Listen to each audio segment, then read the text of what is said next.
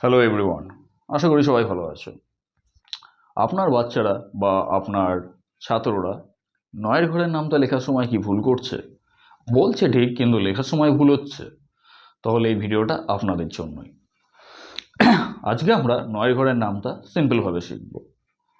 এমনভাবে শিখব যেখানে বাচ্চাদের লেখার সময় তারা চাইলেও ভুল হবে না। তার আগে দেখে নিন, যেমন বাচ্চারা অনেক সময় ভুলে যায় 8 9 কত। তারা দেখি একেবারে ফার্স্ট থেকে পড়ে, আবার 9 1 9, 9 2 তো দরকার নেই।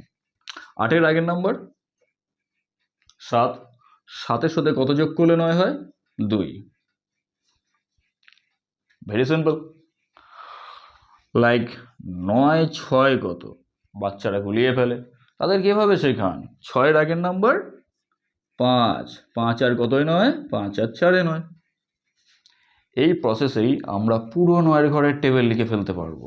দেখুন, 9 1 9, 2-এর আগের নাম্বার 1, 1-এর সাথে 8 যোগ করলে 9, 3-এর আগের নাম্বার 2, 2-এর সাথে 7 যোগ করলে 9, 4-এর আগের নাম্বার 3, 3-এর সাথে 6 যোগ করলে 9, 5-এর আগের নাম্বার 4, 4 আর 5-এ 9।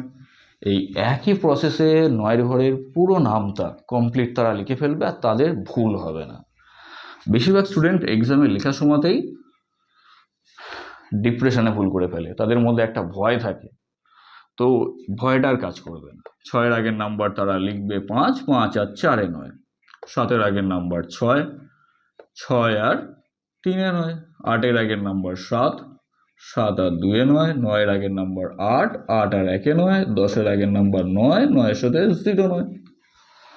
তো বাচ্চাদেরকে যদি এভাবে শেখানো হয়, তারা কখনোই ভুল করবে না।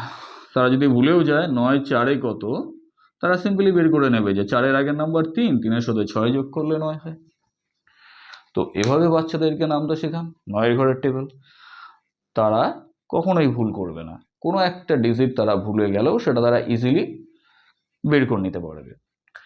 তো যদি ভিডিওটা আপনাদের ভালো লেগে থাকে, অবশ্যই সেই সমস্ত প্যারেন্টস, সেই সমস্ত টিচারদের সাথে শেয়ার করো যারা বাচ্চাদেরকে শেখায়। তাদেরও সুবিধা হবে, বাচ্চাদের শিখতেও সুবিধা হবে। আর ভিডিওটা ভালো লেগে থাকলে অবশ্যই বন্ধুদের সাথে শেয়ার করো। ভালো থাকবে।